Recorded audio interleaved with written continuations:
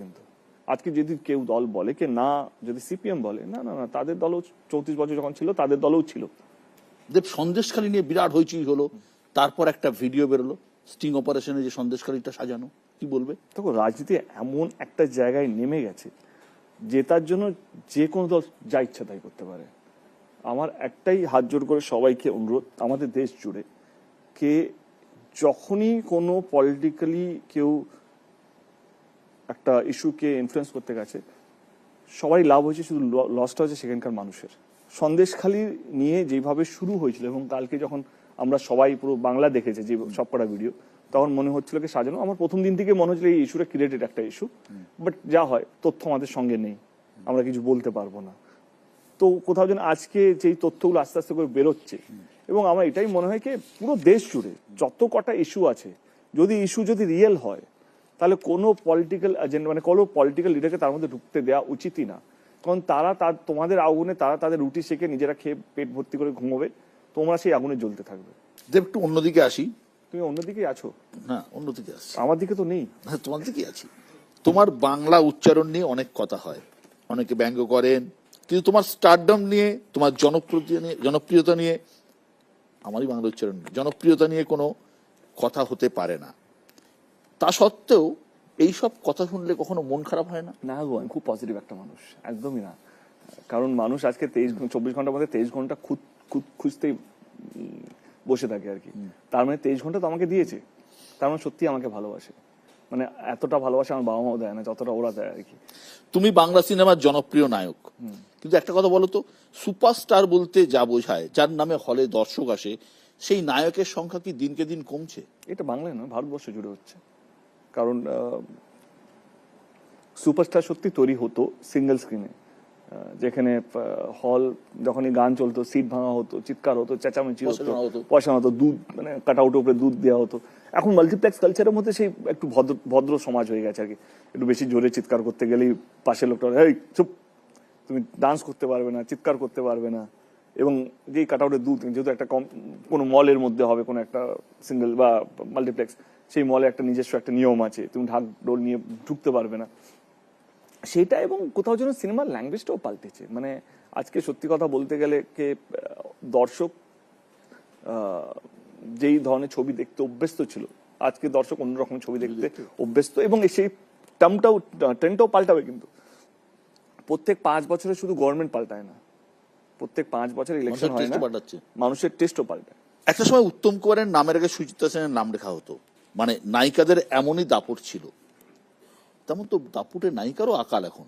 Honestly speaking, আমাদের বাংলায় সত্যি খুব ভালো ভালো ট্যালেন্টেড নায়িকারা আছে, কিন্তু তাদের জন্য স্ক্রিপ্ট লেখা হয় না। ওই সেই সময় সুচিত্রা সেনের জন্য স্ক্রিপ্ট লেখা হতো, আগে সুচিত্রা সেনকে ভাবা হতো, তারপরে উত্তম কুমারকে নিয়ে ভাবা হতো কি এই গল্পের মধ্যে সেই নায়িকার ভূমিকা কতটা বেশি থাকবে, নায়িকার মুখটা কতটা বড় থাকবে। তুমি তো নিজেও প্রযোজক, এরকম করছো না কেন? করছি তো, আমার সব ছবিতে তো নায়িকা থাকে, এমন তো না। আমি তো বিনোদিনী করছি, থাকার বিনোদিনী করছি, বিনোদিনী তো মেন নায়িকাই তো। Binodini what is Binodini? Binodini is a women oriented film করছি। কিন্তু কি হয়, একটা মানুষ যদি ট্রাই করে যায় বা একটা ফিল্ম যদি ট্রাই, সেটা হবে না। গত কয়েক বছরে হিন্দি সিনেমার বাজারে, একচেটিয়া বাজারে ভাগ বসিয়েছে কিছু আঞ্চলিক ছবি, কিন্তু মূলত সেগুলো দক্ষিণী ছবি। বাহুবলী, RRR, পুষ্পা। বাংলা ছবিতে এরকম আসছে না কেন? Because of the budget, because of the আমরা আমাদেরকে নিজেরাই মেরে ফেলেছি আর কি। মানে কিছুটা দায়ী আমাদের বন্ধু বান্ধব প্রডিউসার আছে, কিছুটা দায়ী এখানকার লোকাল প্রেস আছে, যারা সারাক্ষণ যখন কমার্শিয়াল ছবি হতো তারা সারাক্ষণ নিন্দা করে গেছে একটা একটা একটা টাইপ অফ সিনেমাকে, সোকল আর্ট হাউস সিনেমাকে মানে প্রমোট করে গেছে। কিন্তু আজকে বুঝতে পারছে সবটাই মরে যাচ্ছে। আর কিছুটা আমি বলবো কি এখানকার কালচার, মানুষ পুষ্পা দেখতে আগে যাবে আর বাংলা ছবি দেখতে পরে যাবে। আমি আরেকটা কথা বলি, বাংলা ছবি আর বাংলা মানে বেঙ্গলি ফিল্ম দুটো আলাদা কিন্তু। তো সেইখানে আমার মনে হয় কি সব মিলেমিশে আমরা নিজেরাই দোষী, কারণ আমরা একে অপরকে উঠতে দিই না। কোথাও আমরা কাটি করে দেবো হলের জন্য, শো এর জন্য। এবং আমার তো এরকম হয়েছে, আমার নিজেরই প্রোডাকশন, হিরোইনকে লাস্ট মোমেন্টে নিয়ে চলে গেছে। 2 দিন আগে আমার ছবি রিলিজ হওয়ার কথা, শুটিং শুরু হওয়ার কথা, হিরোইন বলছে না আমি তো শুটিং করবো না। বাট ঠিক আমার মনে হয় কি you have to be positive. নায়িকা উঠিয়ে নিয়ে চলে গেল। হ্যাঁ, অনেক এক্সাম্পল আছে। আচ্ছা দেব, তুমি সাধারণ পরিবার থেকে উঠে এসেছো, জনপ্রিয় নায়ক, সাংসদ, সাংসদ হিসেবে 10 বছর হয়েও গেল, জীবনের কাছ থেকে কি চাইছো, কি চাও? শান্তি, একটু শান্তি। বিয়ে করবে কবে? বিয়েটা তো জীবনে শেষ না। যেদিন মনে হবে জীবনটা শেষ করতে, জীবনের খাতা লাস্ট পেজটা লিখছি, সেদিন ভাববো কি বিয়ে করবো কি করবো না। আমার মনে হয় জীবনের খাতাটা বলছেন? এখন চলছে, ভালো আছে, শান্তি বলছি। বিয়ে করলে অশান্তি? না না, আহা, এটা তুমি ভালো বুঝতে পারবে। কি বলো, বিয়ে করলে শান্তি না অশান্তি? তুমি বলো। আরে কি সাংবাদিক মানে তুমি প্রশ্ন করো, আমি করতে পারবো না? বলো বিয়ে করলে শান্তি না অশান্তি? আমার তো শান্তি। ওইটা কি বলেছে আগের দিনে যেটা বলছে সেটা বলো। বলো বলো বলো। নাহলে আজকে বাড়িতে ঢুকতে পারবে না।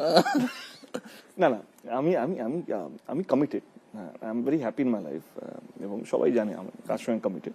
এবং আমার মনে হয় এটা আমার ইচ্ছের উপর ডিপেন্ড করে না। আমার মনে হয় তারও যখন ইচ্ছে হবে বিয়ে করার জন্য, সেও মানে it's has to be mutual for both of us. এই প্রচারে বেরিয়ে তোমার তো মহিলা ফ্যান ফলোয়িং সাংঘাতিক, এই যে লোকের মানে মহিলাদের আঁচড়েই তো হাত ভরে যাচ্ছে বলছে লোকজন।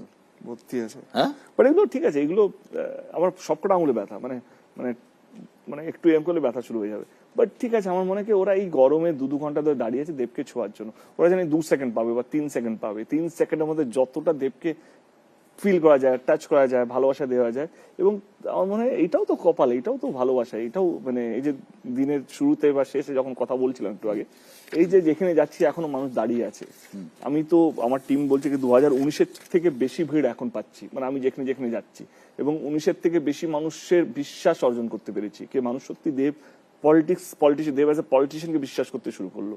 মানে কেউ করুক বা না করুক, দেব করতে পারবে, দেব কথা দিয়েছে। কখনো মনে হয় না প্রধানমন্ত্রী হবো বা মুখ্যমন্ত্রী আরে হবো, তাহলে বাপরে, জীবনে না, হ্যাঁ, একদম না। ওরে জীবনটা পুরো হেল হয়ে যাবে। মানে আমি অনেক কাজ করার সুযোগ পাবে তো। কাজ করা না গো, মানে এই প্রধানমন্ত্রী বা মুখ্যমন্ত্রী পদটা তুমি যতই ভালো করো, সবচেয়ে বেশি গালে এই দুটো পদকেই খেতে হয়। কারণটা এটা পুরো কাঁটার সিট কিন্তু। মানে আমি যেহেতু আমি প্রধানমন্ত্রীকে দেখিনি অত কাছ থেকে, কিন্তু দিদিকে সব দেখেছি, জায়গায় তুমি ইন্ডাস্ট্রির 1 নম্বর, সেটা কাঁটা সিট নয়। কিন্তু ওই কাঁটাটাও তবুও সহ্য করা যায়, ব্যথা হয় না। এখানে হাত কেটে যাবে তুমি বুঝতেও পারবে না, গলা কেটে যাবে তুমি বুঝতেও পারবে না, তুমি হাসছো, ঠিক আছে, তোমার লোক তোমাকে বিট্রে করছে, দেখতেই তো পাচ্ছি রাজনীতিতে। দেব, একটা লাস্ট রাউন্ড র্যাপিড ফায়ারে আসি। ও, অভিনয় না রাজনীতি? অভিনয়। অভিনেতা দেব না প্রযোজক দেব? প্রযোজক দেব।